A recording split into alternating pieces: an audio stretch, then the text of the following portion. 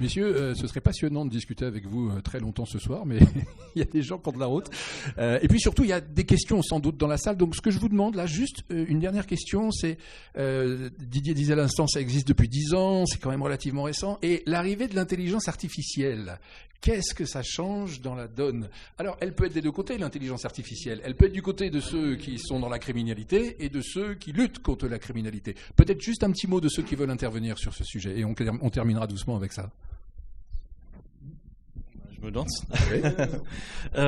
Donc en fait, si on part du bon côté, ça va être du gain de temps pour les développeurs, pour les codeurs. Ça permet de démocratiser un petit peu la complexité d'un travail, puisque l'AI va nous aider à apporter de nouvelles connaissances et puis accélérer également la productivité d'une entreprise, ou que ce soit un logiciel ou peu importe. Parce que ça va nous aider sur tous les domaines, y compris dans l'art, dans la politique, dans la formulation de nouvelles lettres pour les centres de direction, peu importe le poste, l'AI vraiment peut nous aider à gagner du temps. À contrario, on s'aperçoit, moi j'arrive tout juste de Berlin la semaine dernière, j'étais chez BASF, et bien il y a des attaques qui arrivent en rebond. Donc c'est situé en Indonésie, Malaisie, tout ça, mais bon après la géolocalisation est pas importante. Et donc ce code ressemble à peu près à toujours le même modèle. Donc on va reconnaître l'AI qui va à ce moment-là développer et faire des brute force et autres. Puisque comme disait mon confrère, voilà, on va attaquer non pas 10 000, mais même des fois 1 million, 2 millions d'adresses. Et bien cette AI va permettre de transformer légèrement l'attaque pour que ça ne soit pas détectable ni vu par les pare-feux. Parce qu'on n'a pas parlé encore un peu de technique, mais dans une société, voilà, les personnes pensent surtout à l'antivirus PC, le pare-feu, mais après il faut des modules vraiment intelligents.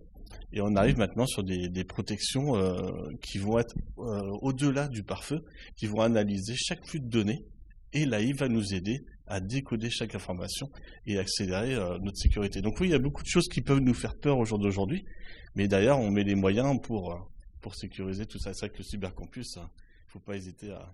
Belle ressource. À Bordeaux. Voilà.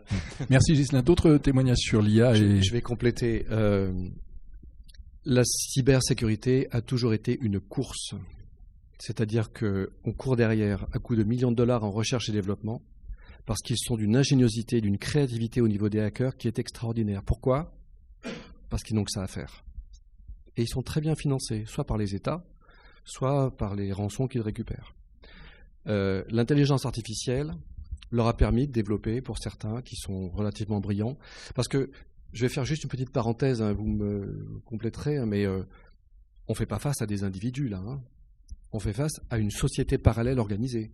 C'est-à-dire qu'on arrive à ce qu'on appelle, vous connaissez certainement le SaaS, le logiciel Software as a Service, donc c'est ce que vous allez quand vous allez sur Gmail, c'est un SaaS. Là, on parle de RAS, de Ransomware as a Service. Ça veut dire qu'il y a des gens brillants qui écrivent des programmes et qui le mettent à disposition en disant, voilà, ça c'est mon programme, ça c'est mes bases, ça c'est le mail que tu peux utiliser, mais tu me paieras sur un pourcentage des rançons que tu récupères. D'accord ? C'est extrêmement structuré. Il y a des gens derrière qui lancent ces attaques, qui sont avec une quinzaine de personnes, 2 sur l'IoT, 2 sur les bases de données, 2 sur le web, et ils sont spécialisés et ils ne font que ça. Donc, on court derrière. Le dernier point, c'est que sur l'IA, on se retrouve dans une situation où ils ont déjà commencé à travailler sur l'IA, ils ont des modèles qui sont extrêmement agressifs, et effectivement, c'est d'un côté, je mets mon IA à l'intérieur, et tous les...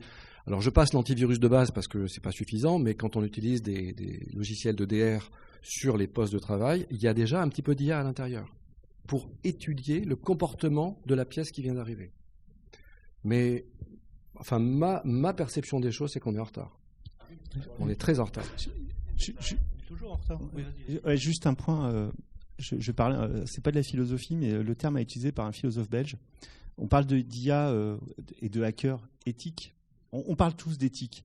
Il faut être éthique. Parce que l'éthique, c'est bien. Pourquoi ? Qu'est-ce qui définit l'éthique ? Alors, je ne vais pas rentrer dans un débat, mais c'est moral. On ne dépasse pas les limites, n'est-ce pas ?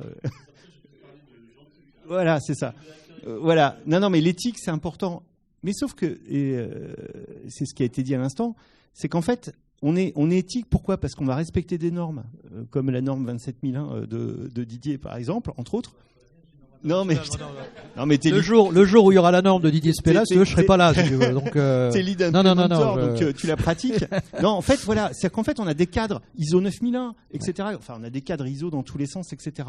Et en face, vous avez des gens, pour revenir sur l'IA, qui eux ont une IA qui est complètement, alors le terme en fait existe, c'est anéthique. C'est-à-dire qui dépasse complètement les limites morales du bon sens, etc. Et à partir du moment où vous développez une IA anéthique, et là je rejoins, on sera toujours en retard. Pourquoi ? Parce que dans la cybersécurité et dans la gestion de risque en particulier, à force de se mettre des règles de limites, de dire ce ne sera pas possible. Non, c'est impossible que ce risque arrivera. En fait, il y aura des gens qui se diront parce que j'ai envie de gagner de l'argent, parce que je veux revendiquer, etc. pour des convictions particulières, eh bien je vais m'affranchir de règles morales. Et on se retrouve toujours dans une course où nous, quand on travaille dans une entreprise et qu'on commence à faire peur en tant que hacker éthique, en disant non mais vous inquiétez pas, on n'ira pas plus loin que ça, parce que les autres n'iront pas plus loin que ça. Non, c'est faux. Les autres, entre guillemets, ils iront déjà 4 fois, 10 fois plus loin. Donc en fait, il faut avoir cette capacité, quand on perçoit un risque, c'est de se dire est-ce que ça pourrait pas aller plus loin ? Et justement, le fait d'aller aussi vite sera quasiment impossible, parce qu'il y aura toujours des limites morales. Mais il faut se dire qu'effectivement, en face, ces gens n'auront aucune limite. Moi, je rajouterais 2 chiffres qui pourraient presque être une conclusion, mais ça va gâcher l'ambiance. Si on ramenait en chiffres d'affaires, en PIB, ça serait la 3e puissance mondiale. Ok. Il faut savoir que 30% des attaques, c'est des attaques internes.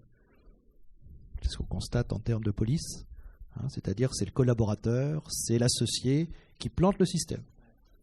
Voilà, sur ce... Merci, je faisais déjà une dépression. Là, vous m'avez fini. Bon, en tout cas, merci messieurs pour vos partages et votre expérience.